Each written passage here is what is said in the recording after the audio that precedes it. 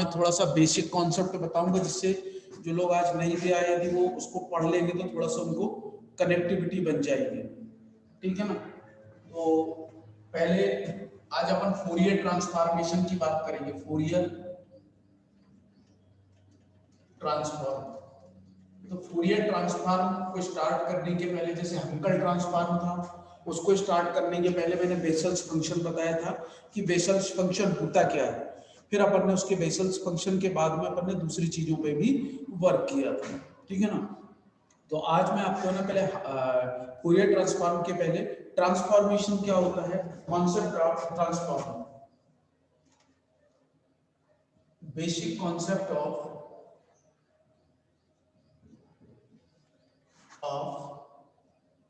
Basic concept of transform. Actual में transform होता क्या है, ये कॉन्सेप्ट आज मैं आपको बताना चाह रहा हूं। ठीक है ना। Let f x be a function of x. F x function है किसका, एक्स का। Then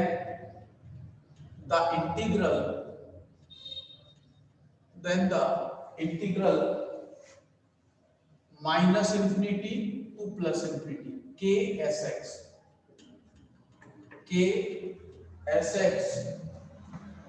into f x into d x. यहां पर जो मैंने के एस एक्स लिखा, ये सबसे इंपॉर्टेंट है। ये पूरे ट्रांसफॉर्म को, जितने भी ट्रांसफॉर्म होंगे उन सभी के लिए ये के एस एक्स काम करता है। जितने भी ट्रांसफॉर्म है हमारे पास में, उन सब के लिए ये के एस एक्स वर्क करता है। तो के एस एक्स क्या होगा वो अपन लिखेंगे। This is the equation number 1 is defined as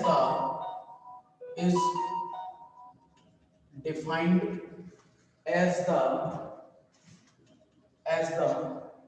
integral transform,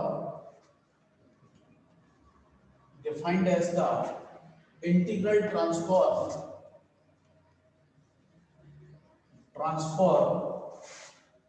of the function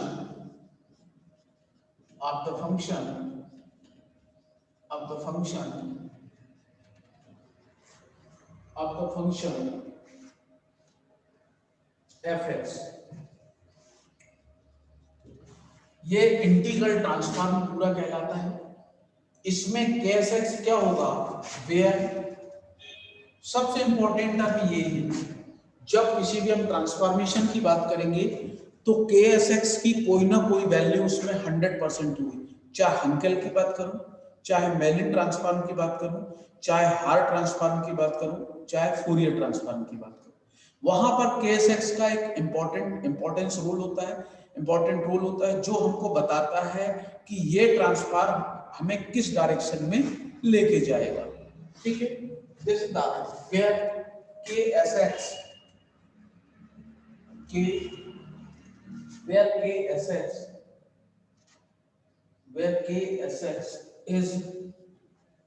is called the kernel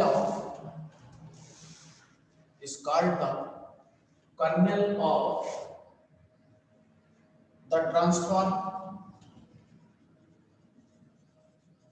आज एक केस एक्स पूरा आप लोग इस केस एक्स को समझिए, फिर हम फोरियर ट्रांसफॉर्म में Fourier sine transform, Fourier cosine transform, ये तीनों ट्रांसफॉर्म का भी फिर स्टडी करेंगे। The kernel of the transform is a function of two variables s and x। ये टू वेरिएबल का एक फंक्शन होता है s और x का, जिसमें s पैरामीटर है, s is a parameter, S is a parameter independent of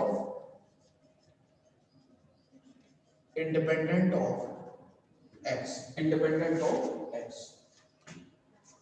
ये केस एक्स कर्नेल कहलाता है, जो दो वेरिएबल का फंक्शन होता है एस और एक्स का, जिसमें एस क्या होता है, पैरामीटर होता है, और ये काय से इंडिपेंडेंट होता है, एक्स। इसका एक्स क्यों, एक्स से ये स्वतंत्र होता है।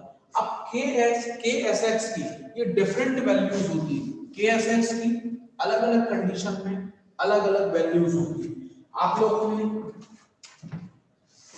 M1 में भी देखा होगा कि Kx की आप लोगों ने लाप्लास ट्रांसफॉर्म पढ़ा होगा, तो वहां पर जब लाप्लास ट्रांसफॉर्म हम स्टार्ट करते हैं तो लाप्लास ट्रांसफॉर्म को स्टार्ट करने के पहले उसका बेसिक कॉन्सेप्ट दिया जाता है।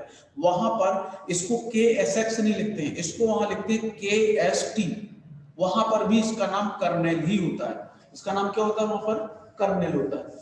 कर्नेल Sx, कर्नेल, ये बहुत इंपॉर्टेंट पोर्शन है इसका। कर्नल के एस एक्स, कर्नल के s x can be defined, can be defined in different ways, in different ways, in different ways, and the integral, and the integral, ये integral one gives the different type of transformation, gives the different types of transformation,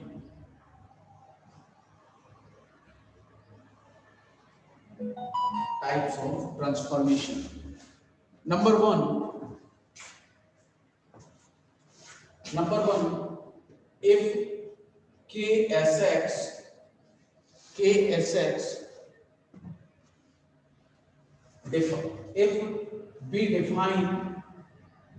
if we define ksx as ksx is equal to 0, ये 0 कब होगा, जब x 0 से छोटा होगा, e की power minus s x होगी जब x greater than equal to 0 होगा। ठीक है ना। इस कंडीशन में यदि ये वैल्यू होती है देन इक्वेशन 1, तब उस कंडीशन में equation 1 gives Laplace transform of fx, Laplace transform of fx, Laplace transform of fx, that is, तब उस कंडीशन में इसकी वैल्यू क्या होगी, इस कंडीशन में इसकी वैल्यू होगी L f of x is equal to f bar s, इसको बार रीड करते हैं अपन लोग, f bar s integration 0 to infinity e to the power minus s x f of x into dx। ये जो ksx है ये बहुत इंपॉर्टेंट है। हर, मैंने बार बार ये चीज बोल रहा हूं कि इसी के थ्रू जितने भी ट्रांसफॉर्म क्रिएट होते हैं इस ksx के ही थ्रू क्रिएट होते हैं, क्योंकि अलग अलग कंडीशंस में इसकी वैल्यू अलग अलग होती है। अब ये जो ट्रांसफॉर्म लाप्लास जो आप लोगों ने वहां पढ़ा है ये कैसे बना है, ये जो वैल्यू होती है e to the power minus है, दिस इज कॉल्ड कर्नेल। ये कर्नेल कहां डिफाइन है देखना, जब 0 कब होगा इसका, जब x लेस देन 0 होगा, और e to the power minus s x कब होगा, जब x ग्रेटर देन 0 होगा। This is the kernel for Laplace transform. अब हम इसकी दूसरी बात करते हैं लाप्लास ट्रांसफॉर्म के बाद फोरियर ट्रांसफॉर्म पे। फोरियर ट्रांसफॉर्म में इसकी क्या वैल्यू होगी, फोरियर ट्रांसफॉर्म में यदि हम चलते हैं तब इसकी वैल्यू क्या होगी, फोरियर ट्रांसफॉर्म में जब अपन इसको देखेंगे तो इसकी वैल्यू इस कंडीशंस में क्या होगी ये अपने को देखना है।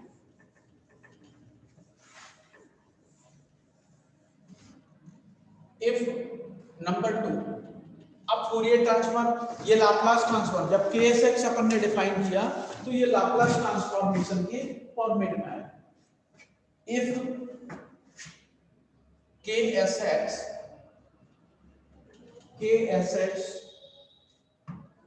Is equal to e to the power isx, यदि isx है then equation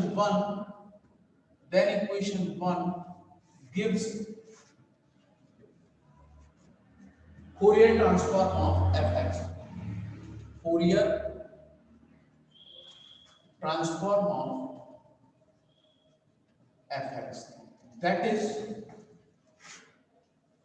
f of x is equal to f bar s is equal to minus infinity to plus infinity e to the power isx f of x into dx। फिर इसके बाद में ये Fourier transform देगा। फिर इसके बाद में इफ वी डिफाइन तीसरा फॉर्म क्या है, k s x is equal to 0 x की पावर एस माइनस 1। ये कब होगा, एक्स लेस देन 0। ये कब होगा, एक्स ग्रेटर देन 0। तो इस कंडीशन में यदि ये कंडीशन को फॉलो करता है तो इस कंडीशन में the equation 1 then equation 1 gives Mellin transform। उस कंडीशन में ये Mellin ट्रांसफॉर्म को देता है। और Mellin ट्रांसफॉर्म क्या होगा, Mellin transform that is Mellin transform m f of x is equal to f bar s is equal to integration 0 to infinity x की power s minus 1 f of x into dx। ये important question है। अब हमें जो हमारा basic जिस चीज को मैं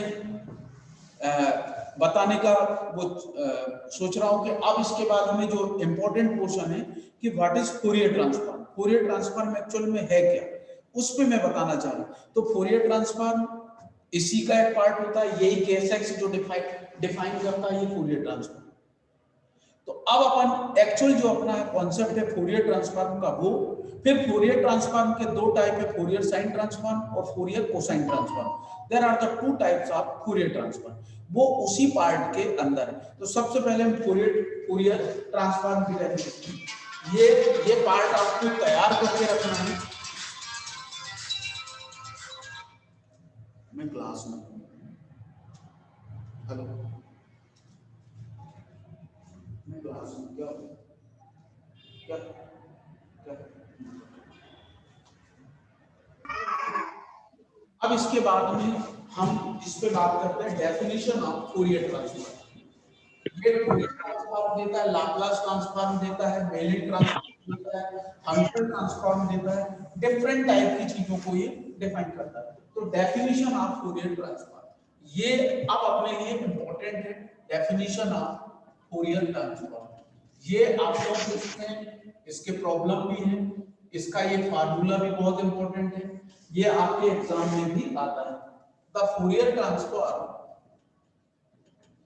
the Fourier transform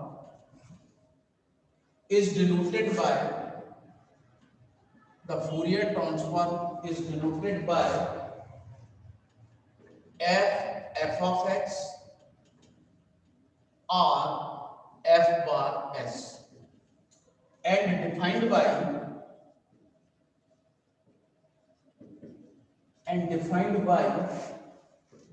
f of fx is equal to f bar s is equal to 1 upon 2 pi minus infinity to plus infinity f of x into e to the power isx into dx। ये इसका inverse भी होगा, definition of Fourier transform, फिर definition of inverse Fourier transform. तो जब inverse की जरूरत होगी तो मैं इनवर्स भी इसमें बताऊंगा कि इनवर्स में थोड़ा सा चेंज होता है। पहले हम उसके बेसिक चीज को देखेंगे। अब Fourier definition of Fourier sine transform, Fourier sine transform, the Fourier sine transform, the Fourier sine transform, the Fourier sine transform is denoted by f s f of x or f bar s s। s ये जो suffix में लगा, देखिए इनमें कहीं नहीं लगा था, तो ये फोरियर ट्रांसफॉर्म था। इसके सफिक्स में s लगा है तो इसका मतलब ये साइन है। This is equal to under root 2 upon pi 0 to infinity f of x sin sx into dx। Fourier sine transform होता है, ऐसे ही इनवर्स फोरियर साइन ट्रांसफॉर्म भी होगा। तो ये वो जो इनवर्स वाला है, इन्हीं फार्मूले से उनका क्रिएशन होगा। Definition of Fourier cosine transform,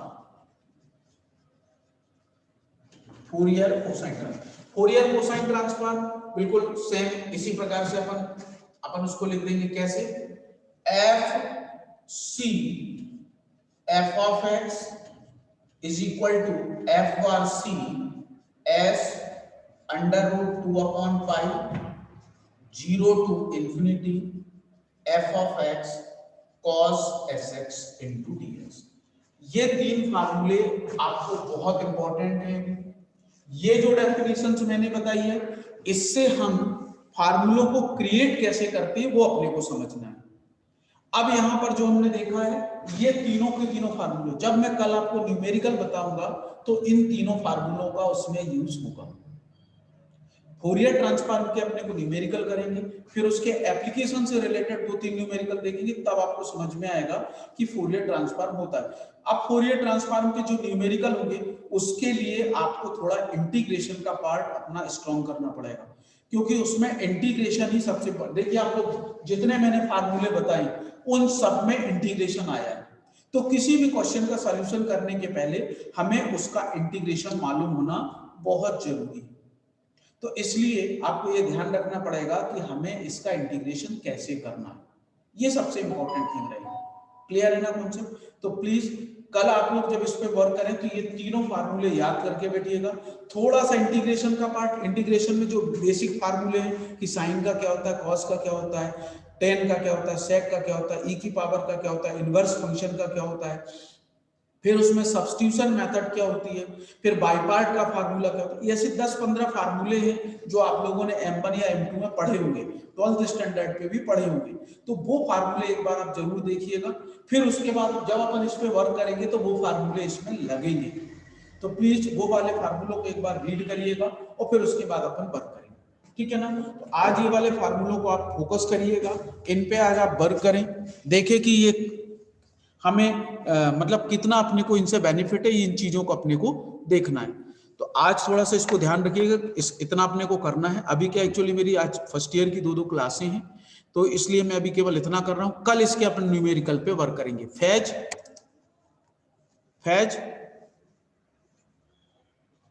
yes sir, attendance को भेज देना। और कल से एज यूजुअल 1 बजे से ही क्लास होगी। आज क्या मेरी फर्स्ट ईयर की क्लासेस थी, इसलिए 12:30 पे मैंने अरेंज किया था, ठीक है ना। मैं लेट भी इसी वजह से लेट हो गया सर, मुझे पता नहीं था कि आप जल्दी दे रहे हैं। तो आज का थोड़ा सा इशू ऐसा हो गया था कि टाइम को मेरे को थोड़ा सा मैनेज करना था, पढ़ाना भी था आप लोगों को, और तो ये अटेंडेंस भेज दीजिए। कल से अपन इसकी न्यूमेरिकल के क्वेश्चंस करेंगे। आज ये तीनों फार्मूले फोरियर ट्रांसफॉर्मेशन के, ठीक है ना। कल अपन इसके न्यूमेरिकल पे थोड़ा सा इंटीग्रेशन का पोर्शन देखिएगा आप लोग। जब तक आप लोग इंटीग्रेशन नहीं करोगे ना, तब इंटीग्रेशन आपको नहीं मालूम होगा, तो इसके क्वेश्चन सॉल्व नहीं हो पाएंगे आप लोगों से, ठीक है। ठीक ठीक है सर, चलिए, ओके।